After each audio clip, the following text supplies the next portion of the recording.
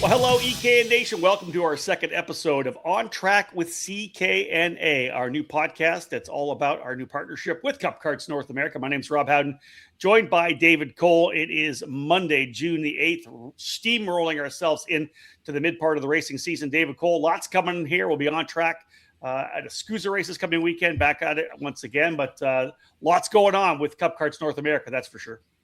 Yeah, they're into the busy season. They have all four divisionals almost all underway as Cup Karts North America Canada division kicks off at the end of the month in June. But they did have their big event that they had up there in Mont-Tremblant, the Canadian Four Cycle Nationals. That over 200 entries, massive event.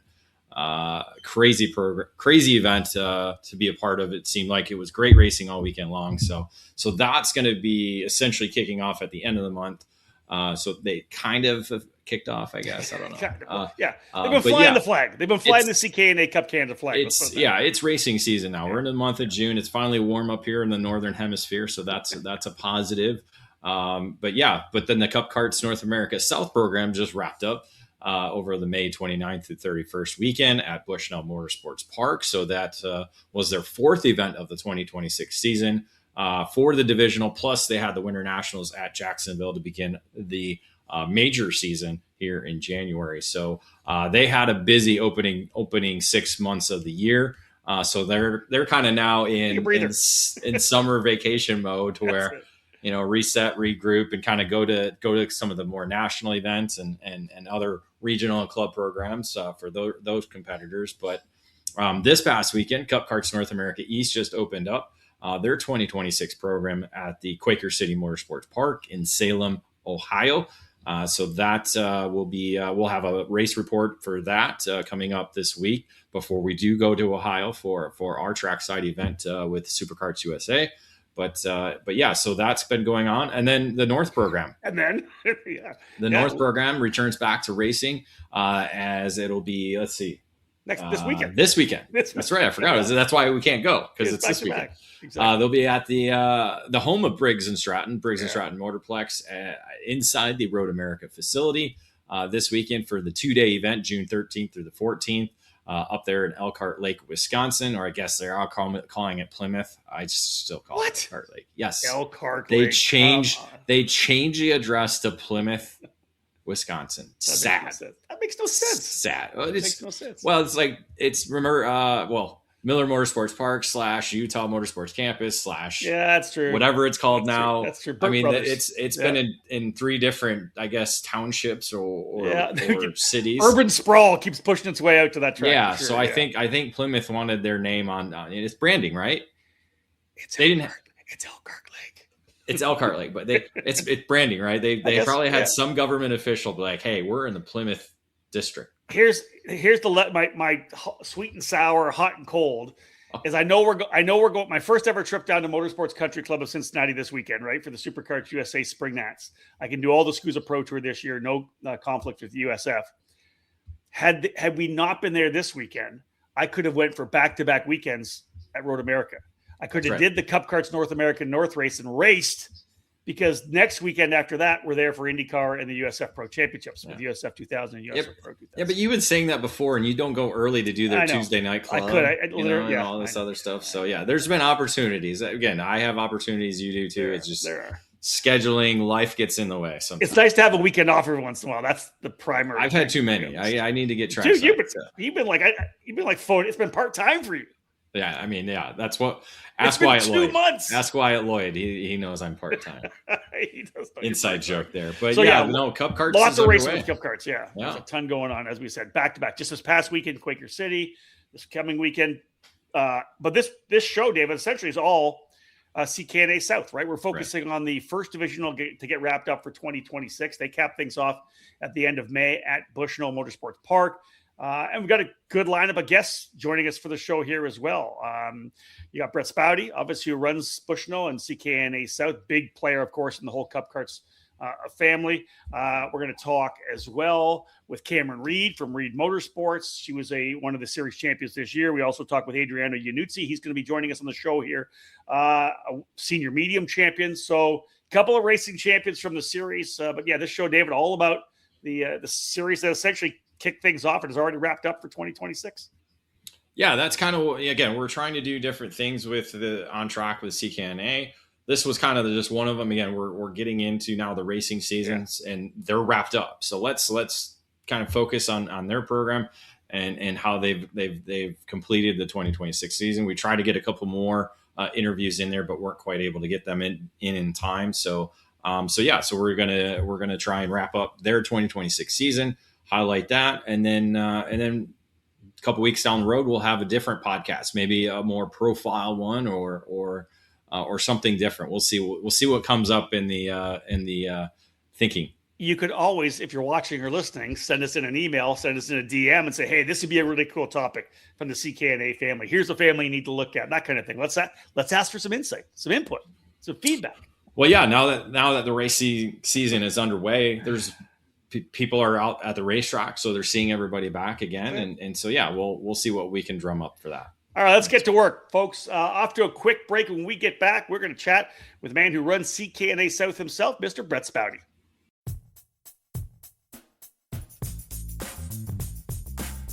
Established in 1999, PSL Karting is a powerhouse within the North American karting industry and around the world.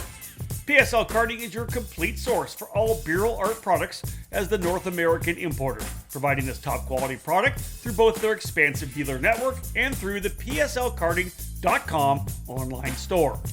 Whatever you need is available 24/7 online, including safety gear, parts, components, and full karting packages. PSL Karting is the importer for the Bureau Art, Charles Leclerc, Kubica, and Barrichello brands of karts, all in stock and ready to hit the track. Grab your winning chassis for any category by visiting PSLKarting.com to find your nearest dealer. PSL Karting is always looking for interest in new dealers and teams to help create new business relationships. Drivers looking to take their talent to the next level can join the Bureau Art North America race team, competing at all major USA and Canada events this season. When you're ready to win, go with PSL Karting.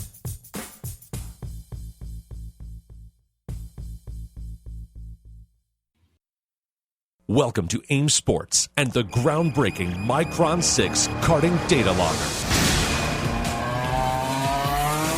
Since its inception, AIM Sports has been at the forefront of motorsport technology, revolutionizing how racers gather data.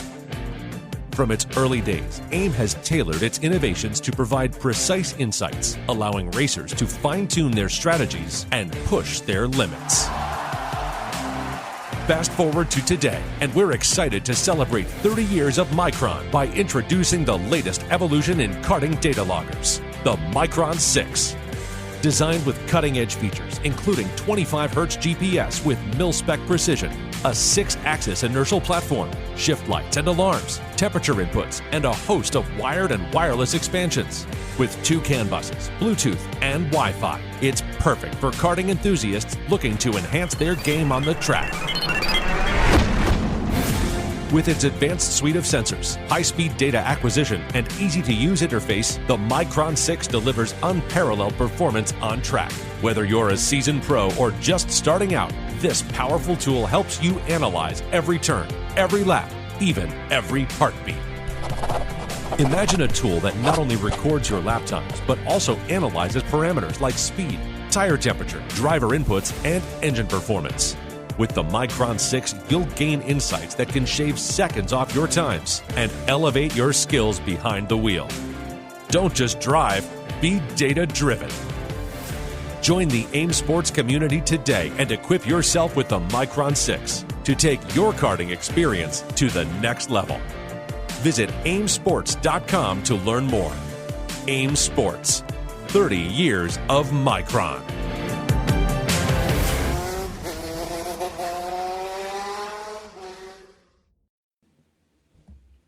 Welcome back, everybody. We're diving back now into the show here, our second edition of our On Track with CKNA. And from CKNA South, Bret Spaude joining us. Bret, thank you so much. You've wrapped up your season, and great to spend some time with you. Thank you so much. Appreciate it. Yeah, thanks for having me. Let's kind of dive right in because you're the first CKNA divisional program done for the 2026 season. Let's talk about how things wrapped up in your final rounds at Bushnell. Yeah, so it was a great event. pretty decent turnout with what we had. The weather actually was phenomenal. It wasn't a normal end of May summer in Florida. It was actually pretty comfortable. It was, mid 50s in the morning. So it was great. Racing was good. Bushnell's a tight technical track. You just can't go send it off in there and hope it's 6. You have to, work on making that pass and making it work. So it was a good race. Everyone had a lot of fun. We did a cookout on Friday night. Everyone had some great food. So it was a fun time. Can we take an opportunity now to look back at 2026 and the 4 rounds that you had, starting with the first event, and then kind of go through there? Yeah, so Biloxi was it was great to be back. It's nice to be in Biloxi. Great town, great place. Those guys at Finish Line are awesome as well. So we appreciate going back and hanging out there. Tracks are it's kind of a unique track. It's literally on the beach, like across the street's the beach. So the asphalt's have a real polished. The sand and the wind kind of polished the asphalt, so it's a real low grip track. So it's pretty fun place to be. And then you guys went to Daytona for the second round. I think all 4 different tracks, they're all unique in their own right. Obviously, Daytona is a track you guys not a lot of people get to race on. Then you go up to Music City, which is another unique facility in that they're building towards the future. They're looking to become a prominent scene in the karting industry. Yeah, both Daytona and Music City was a great turnout, great time for us. Daytona, it's Daytona. Like you said, not many people get on it. So it's kind of that unique thing that there's not a whole lot of practice. So it's kind of like you got to get it right on Friday. And if you miss, you're kind of struggling the weekend to get there. But overall, again, everywhere we go, I'm going to say it about all of them. The tracks are phenomenal, to deal with, that we partner with to make the events happen. But and then Music City, first time going up there for us. Nashville's great, cool little track. It's unique, it's kind of an oval with the outfield, portion, which are just 2 hairpins, but they're vastly different from each other. They're completely angled, different ways. And then something that we've never done for that too is on Saturday we went one direction, Sunday we went the other. So we flipped it around. So that was kind of fun too. Flip the grid, flip the scales, flip the track, the whole thing. It was pretty cool. I like that. I think that would be a very cool weekend to do. I know they do the Miami Grands. They run a couple different things too. I think it's awesome. I think throwing different things at people. I love that. Yeah. And corners that were decreasing radiuses are now, increasing radiuses. And so that first lap in the race on a couple of them were a little bit interesting because guys just missed it, all the way. It was just not what they were used to. So it was kind of fun to watch. One of the cool things, Bret, about Music City is what's coming in the future, right? They've already kind of laid the plans out for the track that they are building. I know we'll talk about 2027 in a bit, but was the idea essentially connecting with the Music City promoters and owners like, hey, listen, we want a long-term future working with you guys? Yeah. So the way I take and approach my seasons is I like to mix it up. I try not to go to the same place time after time after time. Jacksonville's kind of ended up that way, just the way that it works. Calendar after Daytona, it makes sense to do things there. But I try to keep it fresh. I don't want I don't want you to know that we're going to go to track A in February, track B in April. That's kind of boring. It doesn't lead to anything exciting every year. So they've got some stuff that they've got to obviously build and complete and finish before we can get on that new track. I mean, there's people already making announcements and dates for it. So, clearly people want to be there and do it. So yeah, I mean, it's great to work again with Lucas. We worked with him when he was at AMP. So getting back with him was always good. He's a great guy to work with too, with the track. So, but yeah, in long term, it'd be nice to be able to keep going back and put them in the rotation of places that make sense for us to be. Before we dive right into that, David, let's talk about the championship ceremony first. Where's that going to be? I was actually going to talk about Bushnell because I was going to hold on for that, but yeah, all right. All right. Okay. Well, I was just going to say we're kind of wrapping up 2026, right? And Bushnell was the finale location. I don't think we've ever really kind of gone over this. Who kind of designed it and who came up with the whole bridge idea? So long story short, back in the 70s or something like that, my grandfather had bought a piece of property down in Pinellas County, and he wanted to do a go-kart track. And the property wasn't quite big enough, so he designed it to have a bridge and an overpass so he could spin back around and kind of use more of the property. drew the plans, submitted it for approval. Months. I think couple years. I think at some point went by, and nobody ever approved it. So he built a building on it, started a business, and did something else with the property. Well, sure enough, about 3 months after he built the building, they came back and approved it. Of course, naturally. So the idea of doing something with a bridge and an underpass, when we looked at Bushnell is not a booming metropolis with, tons of things to do. So we decided that we needed to have something that was unique, a little bit different. So I sat down, we kind of knew we wanted that. So I put it in the middle.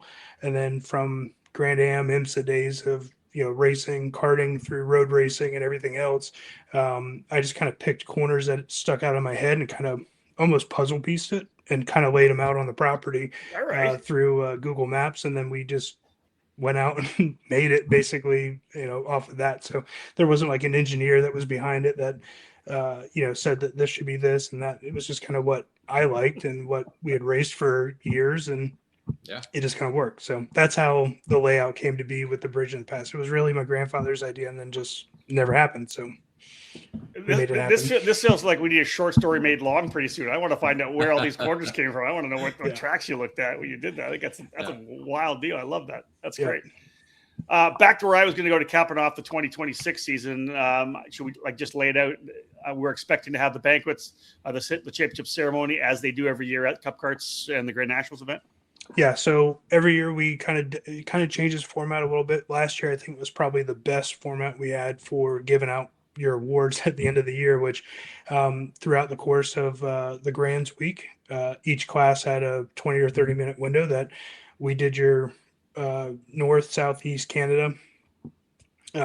You guys all, the entire junior class, for example, came and everyone hung out as juniors, across the class, no matter where you raced, and everyone got their respective awards for their series that they ran in, and got your cool prizes. And most of the times we're trying to make sure everything's customized. It's got some type of name or photo, something like that makes it a little bit more of a personal award, not just a generic, here's your, XYZ spark plug or whatever it is, so. David, you want to dive into the next one here? Essentially right now, it's time to move into 2027. You gave us a taste of it in Music City. New schedules are coming out. We've been talking about them a lot in our This Week in Karting podcast. They've been on the website. National, regional organizations dropping schedules out. I'm sure you have yours kind of where you potentially want it to be. You mentioned that you don't want to go back to the same place every time. Are there some surprises for 2027? Are some of the stalwarts going to be there? What can you tell us right now? I don't want to jump the gun on you, but it's a long way away still. It's still a long ways away. So every year everyone seems to put dates out sooner and sooner and sooner, which is fine. I think most of the time those dates don't ever hold water because not everyone can be in different spots every week at different places. It doesn't. It's a great theory to have, but sometimes it doesn't work out the way everybody wants it to. So, but we do have tentative dates kind of penciled in. In fact, I was working on that the last 2 or 3 days. I've got my year-long calendar of everybody. So, making a schedule is not just where do you want to go. You have to look at who's around the places that you want to go at that time, and of course nobody else tells you where they're going to go, so then you're guessing where they're going. So you try not to layer too many tracks too close to each other, same weekend or weekends apart, but to the point of trying not to make it stale and repetitive, there are some places that are bigger in name that you only get 1 or 2 options. Specifically like at Daytona. You don't get a lot of options. They pretty much say you send them an email and you're like, hey, what options do I have? And they go, this one. And you just have to go, okay. Yes or no. Yes, it's how quick can you confirm? So, there's things like that move quickly. Sometimes if you want to, and again, Daytona specifically, if you say no, you probably don't get that date back. It's not something you give up lightly. If you give it up, there's a good chance they're going to just say, sorry, somebody else took it and was willing to be the new standard for it. So that's things that you have to weigh and make sure you do right. Obviously, when things don't work, you got to give up the date to keep things moving. But that's not anything we're interested in at the moment. So somewhere in there, Daytona might come into play on it. But the others don't have a date or a location for them, but the date's kind of penciled in. Sorry. I was gonna say, are some of the smaller tracks, or not the world-renowned racetracks that you do go to, are they more appeasable in terms of kind of moving dates around? Because I know a lot of tracks try to do like their clubs at certain, like the third weekend or something like that kind of type of order. Are they pretty good at kind of moving around to try and fit your schedule in case something does like that happen where you have to go on this date and that's the only date you can do for that month?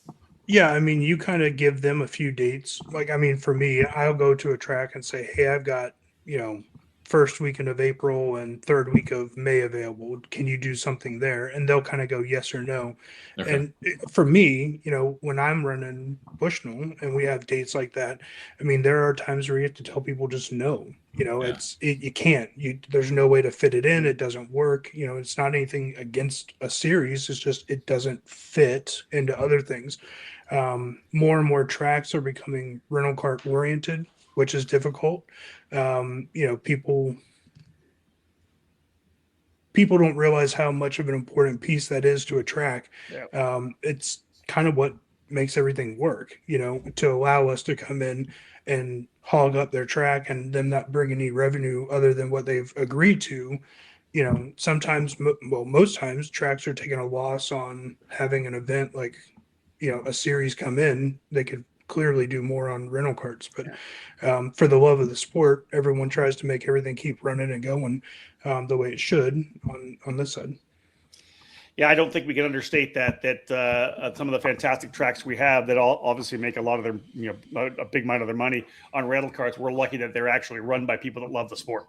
Yeah. Because if they don't love the sport, our competition side gets shuffled out because, like you said, easier to make money, less headache with rental carts for sure on that. Now, so if you give it a little tease, we'll give you an opportunity to kind of drop all your stuff down later. I do want to kind of wrap up with this, Bret, because you've been trackside. This is your program, the CKNA South Series. We have a couple of your champions we're going to be talking to in the podcast here today, in Camryn Reed and Adrian Yannuzzi, who were in senior medium, senior light. And give me your thoughts on just how the racing was this year. You had some big names down there. You had some great fields. What were your thoughts, just overall thoughts on the racing with CKNA South in 2026? This year was probably I don't want to use the word cleanest, but probably the fairest. I think we probably called, like, legitimately had races where I think maybe had 2 or 3 penalty calls, over the course of the weekend. Wow. Which is nice. You don't get that very often. Granted, yes, the cart count was down a little bit, fields a little bit smaller, sure, but still, it didn't make a difference. Our field wasn't 20 deep, it was 10 deep, but the top 6 were still half a second apart at the finish line. It didn't really make a difference. It was just the number of people from, 6th to 20th behind the top 5. So the racing was still hard and tight. Don't get me wrong. There was calls made and penalties, assessed and stuff like that, but it was definitely much less this year. It felt like everything was just a little bit calmer, a little bit easier to, walk around. It wasn't, nobody was, cutthroat, and, it was just a lot easier time this year. It felt more family oriented. It felt more small group. It was nice to have a relaxing, respectful. Yeah. Great word. Yeah. It just made it easier to officiate and call, clean hard passes were clean hard passes. Things that ended up where people didn't finish the corner, that's pretty easy to make a call. But overall, I thought that the racing this year was great. We definitely were down in numbers, but the quality was nowhere. That was not affected one bit. Yeah, one of the big things, you as a promoter, right? It's all about the experience for the customers that are coming in. You want the racing to be good, but it's the culture of the series and the experience of the racers. And if people are leaving having a great weekend, that family fun kind of focus, the respect, and then having the culture. You mentioned having the cookout. It's all about having a great time at the racetrack, right? Yeah, absolutely. I mean, if you don't, we've always said in my family, what's the point if you're not having fun? there is no point. It's pointless. We're here to enjoy ourselves. We're here to have fun, and that's what we're trying to bring back. Trying to make sure that that's what everybody feels when they leave and they go out the gate. You tell them, "Thank you for coming. Hope you had fun, and we'll see you at the next one." That's all you can do. That's it. All right, Bret. Schedule wise, do you have like a timeline somewhere on the down the line that you're like, yeah, we'll probably have the schedule locked down by X date so people can start making their calendars for next year? No. You can, I was gonna say you can say no if you want. No. Yeah. I'm guessing before Grands. I'm guessing before Grands. Oh right? No, it'll be before that. I mean, this is a collaborative effort between Gerald, myself, Greg, Darla's involved up there in the East, obviously. Between the four of us, I'm not saying that we don't know enough, but you don't know enough. Like I said, you don't want to plan a race on something that's an hour away from another series. That just doesn't make sense. So back end, you guys may not believe it, those who watch and listen, but there is communication between different organizations. We do kind of get that little bit of a heads up that, hey, we're thinking about this, this, and this. And when you do that, then you can start making your this, and this. And then from there, it kind of works. But we haven't gotten that far. Like I said, it's still so early. Those dates, I give them about, 50-50 on some of them actually being the right one when it comes down to it. So, but no, I mean, we will have stuff out before Grands or at Grands, something like that, but it'll be better this year. Bret, congratulations on a fantastic 2026. I know there's lots of work to be done. You don't stop, obviously. The track never stops. No. You're still at Cup Karts North America races. We'll see you at the Grands for sure. But, man, I appreciate you taking some time out of your day to talk with David and I. Yeah, no problem, guys. Bret Spaude, folks, from CKNA South. We are underway with this edition of On Track with CKNA. After this break, we'll come back with more of the podcast here on the EKN Radio Network.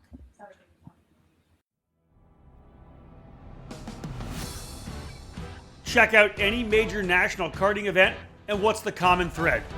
Speed Concepts Racing. Up front, in every class, every weekend. The Speed family has been at the forefront of American karting for over 25 years, and Speed Concepts Racing is the sole dedication of Father Mike Speed and his multi-time championship-winning son Alex Speed. This program is all about passion for the sport and a dedication to winning. They know how to get it done. If you're a senior driver ready to put yourself amongst the best in the country, Speed Concepts Racing is the program for you. We can win the big races. You just need to be in the seat.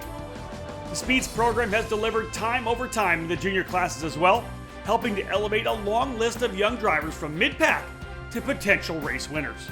Speed Concepts Racing has the perfect equation of coaching, driver development, and technical knowledge to elevate your program.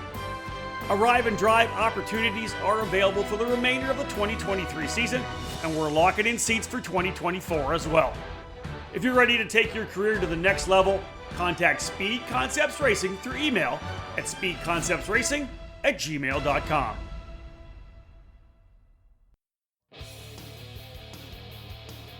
History, success, family. Those are the three words that can describe Comet Kart Sales, one of the longest tenured karting businesses in the United States. The family-owned operation located just outside of Indianapolis has provided karts, parts, and services for thousands of racers in the near 6 decades of business. Their online store features everything you need, continually adding new parts to their product line.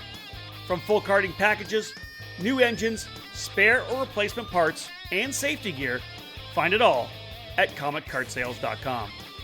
Their Comet Racing Engine service has won multiple major events and championships over decades of karting and continues to offer the best trackside service in the industry, specializing in IAME X30, IAME Swift, and other 2-cycle power plants. Make sure to head to CometKartSales.com or call them at 317-462-3413 to be part of the Comet Kart Sales family today.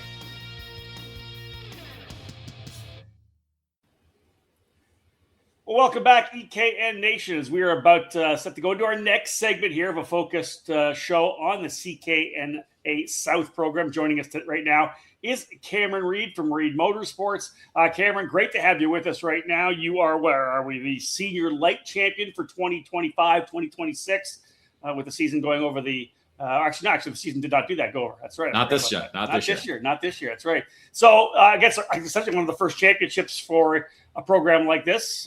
Give me your thoughts on coming away as a senior light champion. Yeah, well, first of all, thank you guys so much for having me and allowing me to kind of talk about our program a little bit and what we've got going on this year. Yeah, it's nice to actually be able to run a full series for once, especially in the CKNA stuff. And so to bring home the senior light championship and make sure that my drivers still know I'm a half decent driver is pretty cool. The kids, I joke a lot. The kids have been carrying the program recently at the TSRS stuff. I've been getting a little bit overwhelmed running it all, but it was nice to continue to run up front, show we've got some pace, and we had a bunch of great drivers there that would kind of pop in and out throughout the season, just keeping me sharp, which I always like. The more I can stay in the seat, the more I can continue to learn and excel. You never quit learning in this sport. So overall, I would say the season was really well. We had a lot of great turnout for our team at least, and able to come away with the win in the championship. So no complaints, really. And it was a tight championship. You had 7 podiums over the 8 rounds, and you didn't get a win until that finale there. Talk about kind of how the season progressed for you, because it was a tight little battle between you and Adriano. Yeah, it was tough for sure. I was juggling running the team with, I think I averaged like 10 to 14 drivers per weekend. And so being the sole driver's coach and driving myself, I kind of put myself on the back foot on some of those early rounds. And so that's kind of why I don't think we got that win necessarily until the end. But we had pace every single round. We were quickest at one point in the weekend. Adriano's a great driver. He runs up front at the national stuff too. And even with Dylan Edmondson popping in and out, winning every single round he showed up. And, that's a driver that you expect to run up front. And I think we bounced around to a lot of Florida tracks, which you can call it a little bit of home track advantage to those guys, but we showed our pace. We made it work. Really, really no complaints. I would say we had pace every single round. It's just whether it played into our favor or not. We had a few issues in Daytona that's why we ended up not on the podium that one day. But Biloxi, I think we should have won at least one of those rounds, especially on Sunday. We had Jackson Young come in from Texas. He ran under our tent that week, and so ultimately pushed him across the line to get a 1-2 for Reed Motorsports. That was one where I kind of sacrificed my own performance there a little bit to help the team. So as I've grown older, I've kind of tried to take more of a business aspect to it, and so in my opinion, that was the right play for that weekend. I think we had pace every time. So just luck, I get that feeling. I push Rob around the racetrack a lot. He does. That's true. That's true. I'll say this. I want to go back to you kind of running your own team too, Camryn, because I think it's very cool. We see a couple of big team owners do that in the national level. Mike Rawlson will jump behind the wheel and race every once in a while. Is it really part of it potentially? I know you're a racer. You want to race yourself. But is it about you getting back out there to really just show your customers, listen, I know what I'm telling you. I know how to get the job done, and to kind of maybe verify that you are the expert under the tent? I think it's partially that, but more it's I have a lot of young drivers and a lot of newer customers that are just getting into the sport that we're really molding and developing into some really talented young drivers. And so me being able to go on track, see how the track's changing, kind of have those setup ideas for the drivers that can't provide that feedback yet has been a huge help. Even at the TSR stuff, basically all rounds, I try to race for that reason. It's gotten to the point now where I get more fulfillment and enjoyment in their results more than my own sometimes. So I'm really not out there to go like prove a point or I want to still win, and I'm putting in as much effort as I have always done, but I'm really chasing that fulfillment and the development of these younger drivers and giving them the opportunity that I maybe missed out on when I was younger. So what you find on the racetrack, you're able to bring to your customers, and I would assume that their success is probably makes you even more happy than your own. 100%. Yeah. The kids under our program are phenomenal. A lot of them have only been racing for a year or less, and to see them running up front, like talking about the CKNA stuff, Mikey Todd, one of my cadet drivers, he swept every single round in Sportsman and locked up that championship before we even showed up to Bushnell. Nice. A driver that's been racing for a year and a half now. But he's super talented. He puts in a lot of effort. So I do it for kids like that. I match their effort for effort. He comes in off the track and he wants to get better. I'm going to make sure he gets better. Love it. Is the work ethic a big part of it because it's been a long time since I first got into the sport? Is a work ethic a really big factor in how quickly you can be successful as a new karter into the sport? 100%. I like to tell my customers and their parents too. It's like, I can tell your kid how to get better. I can show them the techniques. I can't do it for them. As much as I wish I could get in their cart and drive for them, I can't. So yeah, absolutely. You see some drivers just click a little bit quicker. Some of them take a little bit more work, but for the drivers who are constantly coming in, asking me questions, showing me their video, we're pulling data after every session. We see that acceleration happen a lot quicker than those who maybe just they want to play with their friends and they want to have fun. And that's 100% part of racing, right? We want to make sure that the kids enjoy it. And I don't want to be that coach that the kids end up hating the sport in 5 years because I'm so hard on them. So I kind of keep it as, if you want to get better, let's get better together. I'll match you effort for effort, but I'm not going to force it on you because that's going to take the fun out of it for them. Obviously some big moves with Reed Motorsports coming on the scene just so recently, the expansion so quickly. You're obviously doing something right because people want to be part of your team, the way you're developing drivers. What does the future look like? What does the rest of 2026 look like? Is there growth plans? Can you grow any more right now? My goodness. Yeah, we've got some really big stuff in the works right now. Actually, in just a few weeks here on June 27th, we unveil our Spec MX5 car for our Karts to Cars program for 2027. So our first car is pretty much built. We did it here at our house, and it's been documented on our YouTube channel. I watched that. So that is the biggest thing coming on for 2027 is growing our Karts to Cars program, and with a goal of having a 3-car program by the end of 27. So really focusing on this the southern region of NOLA, MSR Houston, MSR Crescent, like the Texas, Louisiana region, and providing an affordable route for a lot of these karting kids to get into the sport, get their SCCA license, get their competitive license, things like that. Learn how to drive manual, right? Like it's not that we don't learn those things in karting.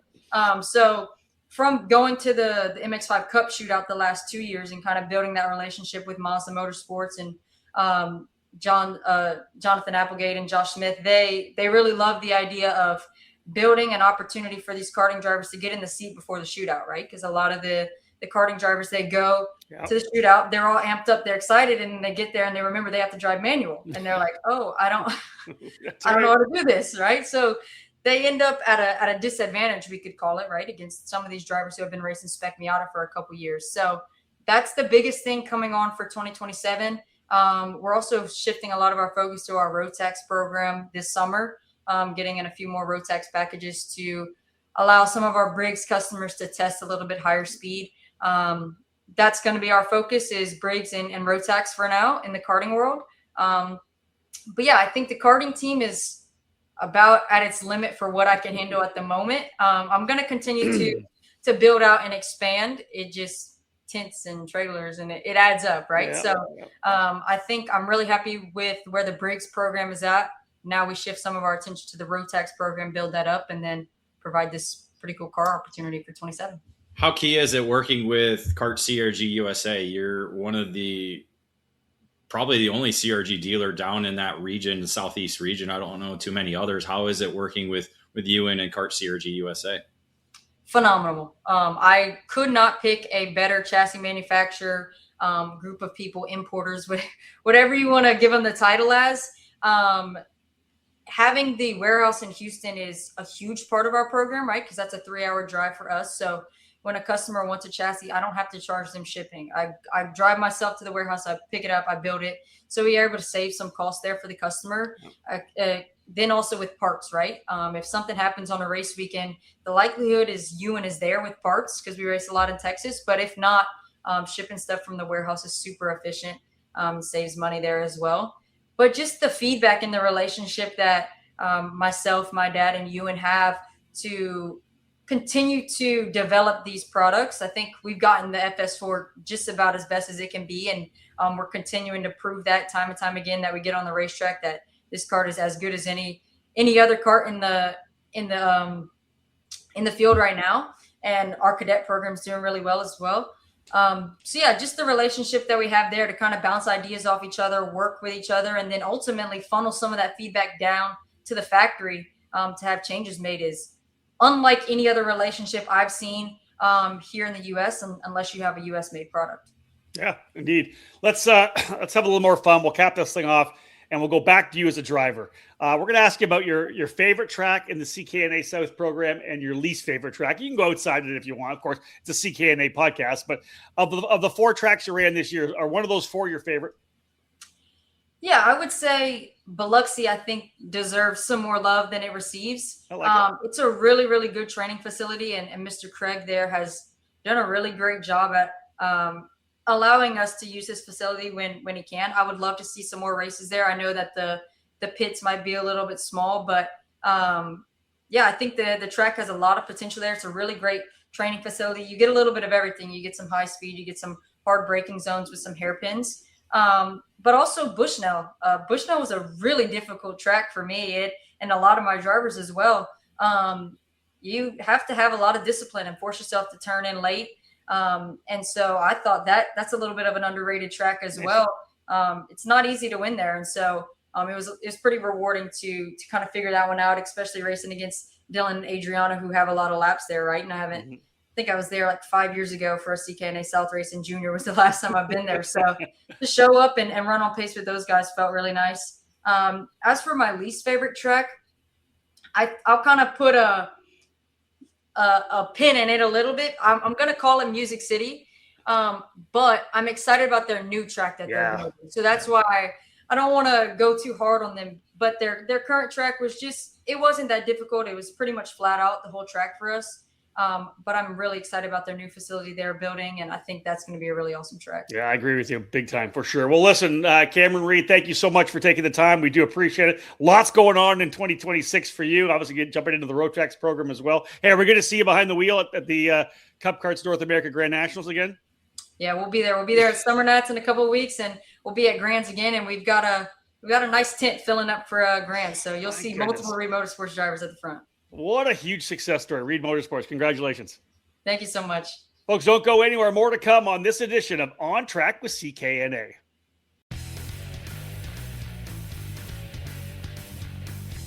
Parolin is among the winningest brands in the USA and around the world. The Parolin Le Mans full-size chassis for junior and senior classes and the Parolin Opportunity model for cadet divisions have earned success weekend after weekend at all the major championships and events in both the USA and throughout Europe. The Parolin chassis lineup also includes the Invader shifter, along with the Daytona 4-cycle chassis and the Delfino Kid Kart. Karters can head to the ParolinUSA.com website where the entire chassis line and parts are available to you, with shipping available all across North America. Parolin USA partners with several companies and race teams across the country to provide a strong dealer network to represent the brand locally and at the national level to support drivers throughout North America. Get on the chassis that's winning. Drive a Parolin. The karting championship that's taken Europe by storm and helped launch today's top open-wheel stars is now in the United States. Introducing Champions of the Future America. Champions of the Future America is a 9-round series that welcomes drivers across multiple classes, including Mini, KA100, and X30. Champions of the Future America tours 2 of the Southwest's premier karting facilities, K1 Circuit in Southern California and Spring Mountain Karting Complex in Nevada. Drivers will compete across 8 unique track layouts in pursuit of a prize pool valued at over $130,000. The ultimate reward? Our X30 Pro champion will win an all-expenses-paid trip to France for a 3-day Formula 4 training camp at the legendary Winfield Racing School at Circuit Paul Ricard. Learn more about Champions of the Future America. Register now at championskartingamerica.com. That's championskartingamerica.com. Well, welcome back, ladies and gentlemen, to On Track with CKNA. Rob Howden here alongside David Cole as we now talk to another one of our champions from Cup Karts South this year, Adriano Yannuzzi. Adriano, thank you so much for joining us. I appreciate it, taking some time here on a Monday. But congrats. Again, let's jump in first. Senior medium champion for Cup Karts South, vice champion as well for the senior light category. 6 wins over 8 races in the medium class, 6 podiums over 8 rounds in the light class. Obviously, one of the top drivers in CKNA South. again, thanks for joining us. And let's talk about that season a little bit. Well, yeah, I mean, thank you guys for having me here, first of all. And the season started off good in Biloxi, Mississippi, I'm pretty sure. For medium, we ended up getting 2 wins in Biloxi. And in light, I don't think I got a podium that weekend, unfortunately. But it's okay. We moved on to Daytona. And I really like Daytona as a track myself, especially after the new repavements. Yeah. So we ended up getting first in medium and a couple podiums in light, I think, which was okay. Definitely not what we were there for. We were top the whole Friday. And then we moved on to Nashville, which was a new track, and it was actually pretty fun. Nice. It was a short track. It was like about 30-second lap times, if I remember correctly. But yeah, I think I ended up struggling in the light a little bit. Ended up getting some podiums, but not what we were there for yet again. And then in medium, we got a win in the rain. And then we were going to get hopefully another win, but I ended up in an incident with Dylan and Munson on the last lap, on the last corner, which didn't really end up that great for me. But it's okay. Then we moved on to Bushnell for the last round. And in medium, there was not really any competition. So we mainly focused on light. Okay. And we were really fast in light. There was some controversy on Saturday with the jump start penalty with me and Dylan. I started on the pole, and it looked like he jumped the start, but that's okay. We moved on to Sunday. I ended up getting second in Saturday. Sunday, we led the whole race. And yeah, just got in a little scramble with Camryn Reed, and they ended up giving me a penalty. It is what it is. We protested, we lost, so that ended up costing us the championship. But that's fine. Overall, the season was pretty entertaining. There's some good competition in light. Not so much in medium, but it is what it is. Yeah, that's the way it goes, right? But obviously, you're able to win at different racetracks in both dry and wet conditions. So that says a lot for you as a driver, which I think is awesome. Let's talk about get a chance to kind of meet who you are. Obviously, for us and the people here in EKN Nation, 17 years of age out of Clearwater, Florida. How did you get started in karting? Where did you first make your kind of entry into the sport? That would be, I think, Christmas of 2023. My dad bought me my first kart. I think it was like a 2017 VLR, something really old. Nice. And Old. just you call 17 really old. Yeah. Okay. Anyways, I did some practicing. Where did you start at? What track did you start at? It was some local track in St. Pete where they do rental karts. Oh, okay. It's called Pro Karting Experience. But yeah, I just did like Wednesdays. They would host like owner kart sessions, and I would go every Wednesday. And I didn't do my first race until. No, I got the kart in 2022. I didn't do my first race until 2023. What now is T4 Kartplex. Yeah. Because that's like 40 minutes away from my house. So I did that. And then I immediately jumped into the Winter Nationals the next week and just did the South Series there. And diving into the deep end. I like it. Yeah, it didn't go bad. Didn't go too bad. I ended up 7th in my first junior race there at Jack's. Wow. So it was okay. And then, yeah, now I've just been doing a bunch of CKNA stuff, 4-cycle. And till now, it's been good. So I love it. If you look at back at the season, or let's just say not even this season, you've been racing for a couple seasons. Is there a favorite track you have on the CKNA circuit or elsewhere? For the whole of CKNA, I think my favorite track would be Cincinnati. Really? Yeah, we did the Summer Nuts there last year, and I ran really well. That was my first senior race, like senior national, and I ended up 5th in heavy, and I was in the top in medium before I wrecked in Heat 1 with Ian Quinn. So that was good. I would say my least favorite track, on the other hand, would probably be, I don't know. I don't really have like a least favorite. That's good. But Jax is it's really just a draft track. It is. So it's like Always it's has been. harder to do stuff. Yeah, always has been, right? That big, long straightaway. No doubt about that. Let's give you a chance to talk about your team a little bit. Who do you race with? What chassis are you on? Let's talk about that a little bit. Any sponsors you want to mention? All right, yeah. So I drive under Coyote Karts, and my team is Kenner Brown Racing. He's out of Jacksonville, Florida, and we recently he just started a team. We're still relatively new. He used to just be my personal mechanic. Okay. And then we moved on after Grands in 2024. We ended up getting the podium there. So he ended up making a team. And it's growing pretty well. We have a good base out in Jacksonville with a lot of locals liking to join for the Nationals. But yeah, we've been really strong for most of it.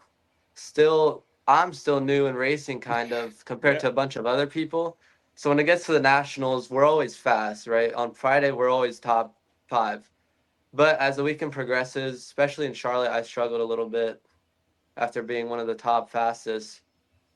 It just lack of experience in the karting setup for most of it, and we just went the wrong way in one of the heats, and we couldn't come back. But other than that, it's been really strong so far with us. Talk about a little bit about making that jump from junior to senior. You mentioned you went to the Summer Nationals last year. Was it last year to the senior ranks? What did you find was different from the junior ranks to the senior ranks? The difference for me was in junior, I already had earned respect from a bunch of drivers, especially like racing at the front in the Grands and winning heats and stuff. People had respect, and they would give you more space, right? And then in Cincinnati, like I said, me and Ian Quinn got into it. He didn't know who I was, so I went for a silly pass in one of the hairpins in Cincinnati. I think it was like for 6th place. And just didn't end out great. But in heavy, it was the same thing, really. I was really nervous in the first heat. Like, I was so nervous in heavy. Like, it was really bad. And then I ended up getting 3rd, I think, in the heat and heavy. So then that eased off the nerves completely. And now it's just working on little steps to get respect from drivers. Yeah, so can't get my nose dirty. It's the progression, right? When you're making the move up to the top, they want to know who you are. They want to know they can run wheel to wheel with you. And the more you do well, obviously, that respect goes 2 ways as well. So let's cap this thing off, Adriano. Great to get a chance to chat with you. Where are we going to see you for the rest of the season? What's the remainder of your schedule look like? I'm going to assume you're probably going to be at the Grands in October, but between now and then, where else are you going to be racing? So from now until then, I will be at the CKNA Summer Nats for sure. And I'll be at Trackhouse in July practicing for the Apex Grand Nationals as well. We just came back from one there last week. It was my first time there, so that was really fun. And then, that's about it. Maybe some WK Daytona at the end of the year. But there's not much CKNA racing for me until the Grands, basically. And then, of course, the Grands, right? The big one, to see if you can come away with that big victory. I know everybody tries to get a win there. Just to wrap things up, what's your feeling been like from the Grands so far? A lot of fun, right? Yeah, really fun. I've been doing it since I started. I've been to 3 Grands, 7, 8, and 9. And, it's been really exciting. The atmosphere is insane. It is. Like, it actually, is very welcoming, but at the same time, it's very not scary, but intense. So but I really like going to the Grands. I really like it. It's my favorite event. I'm with you on that for sure. Adriano, we appreciate it, man. Thank you so much. Appreciate having you on the show here right now. Lots more to come, folks. Don't go anywhere here on the EKN Radio Network. What brand is known around the world for its innovation and success? It is SodiCart. And in the U.S., Velocity Racing is their distributor and official race team. The SodiCart brand is among the top chassis around the globe and here in North America. And the recent successes include the FIA Karting World Championships in KZ last year and in multiple championships and at different levels here in the USA. The French manufacturer is a leader within the karting industry, offering a wide range of products. The Sodi Racing chassis line offers products in classes from mini karts to KZ, all based on years of development and championship seasons around the world. Velocity Racing also works with its expanded dealer network, bringing the SOTY brand to several local clubs and regional programs. Visit velocityracing.com to learn more about the SOTY car chassis and the racing program, or call 407-270-3042 to become part of the Velocity Racing network today. Velocity Racing and SOTY Kart, leaders in the karting industry. Ready to step up your game? Joining the Rawlison Performance Group is the obvious choice to take your racing to the next level. Industry-leading driver development is provided by our staff of multi-time national champions, Super Nationals winners, and Team USA members. And at the same time, RPG continues to be a national-level powerhouse race team. Our goal is to help you raise your game and win races. We work with all age groups and are focused on developing those cadet and junior drivers who are ready to take the next step in their racing program. Rawlison Performance Group has set a new standard with our in-house engine program, AVP Engines, headed by Alex Vincent. AVP has become the benchmark in IAME competition. We have the largest OTK inventory that follows our race team, providing trackside parts at all the major events in North America. RPG also offers multilingual support with French, Spanish, and Portuguese-speaking staff. If you want to fight for championships or want to improve your skills and your chances to win, the answer is to call RPG at 503-260-4514. The Rawlison Performance Group. We race to win. Welcome back to episode number 2 of On Track with CKNA, our new podcast, all part of our partnership with Cup Karts North America. Myself, Rob Howden, alongside David Cole here to cap things off. Great show, David. Here, had a chance to talk to a number of different people from the CKNA South program. But kind of we'll use this focus to kind of look forward, because we talked in the opening segment about races that have just happened or are coming. But there's a lot of stuff coming down the pipe too. The CKNA Divisional Series winding things up, getting rolling. We're into the main part of the season right now. We got racing all the way through to the Grand Nationals. Yeah, again, we've already said it. CKNA North going back to racing this weekend at Briggs & Stratton Motorplex in inside Road America, Elkhart Lake, Wisconsin. CKNA Canada will be getting back racing, and they're opening their divisional schedule on June 26th to the 28th at Bretchen Motorsports Park. And then CKNA East will return back to action over the 4th of July weekend. It'll be a 3-day event. Again, Friday practice, racing on Saturday and Sunday at the Kelly's Motorsports Park in Batavia, New York. Ironic. We're going to Batavia, Ohio this weekend. That's true. And they're going to Batavia, New York. Yeah, a legendary racetrack for sure.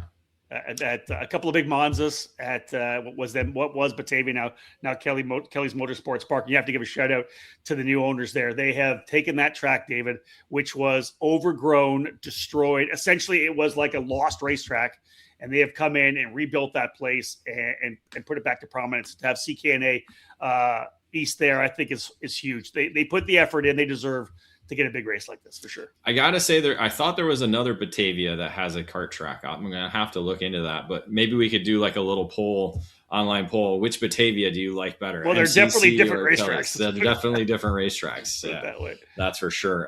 One thing, we did our interviews with Spaude, with Camryn Reed and Adriano. Camryn forgot to mention, I wanted to get this for her, that their team did 52 podiums this season at Cup Karts South program, and 8 drivers in the top 3 in the championship. Wow. So I said I would get that in for her. Well, remember, we talked about the scholarship she was able to win, right? Mm-hmm. Through her business school, and was able to invest into the team. And that, like, you and I have watched teams kind of come into certain areas of racing, certain series, whether it be regional or national competition. But to see Camryn and her dad jump in, start small, and then explode into something where they're delivering so much value to people and young families coming into the sport. It's just, I love seeing what she's doing. It's just such a cool success story.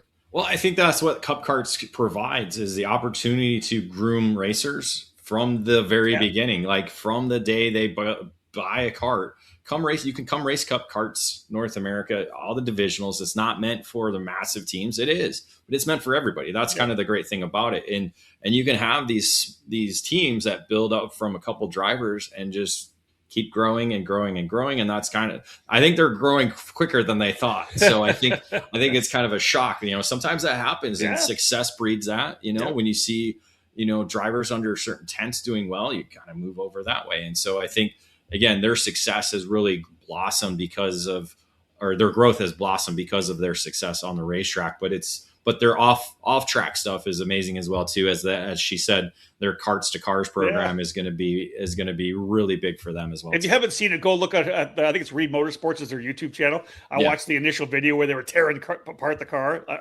Essentially, their donor Miata that are building into a car. Awesome to watch that. But of course, just before the break too, our last break, we talked to Adriano, Yannuzzi, and off air, we talked a little bit to Bret Spaude about Adriano, and he said this kid's going to be one to watch. He is very quick, and his development has been very fast, very upward motion. Let's put it that way. And I think when I was talking with him, I think he's looking at moving into car racing as well too. So yeah, again, you don't have to be going to these big, national events. You can go grassroots racing and work your way up the motorsports ladder. Any direction is, again, anything's possible in motorsports. So let's throw this out there, folks. This is our second episode of On Track with CKNA. It's kind of a free flowing kind of thing. Dave, we talked about the fact that, what's the next story? What's the story that we need to talk to? Who do we need to have on the podcast here? We can always go back to Greg and Gerald in Canada, Greg Jasperson or Bret Spaude. We want to dive a little bit deeper. What's a race team that we should to look at that's committed to CKNA? What's a cool human interest family story? Is there a young driver or an older driver that we should focus on too, right, David?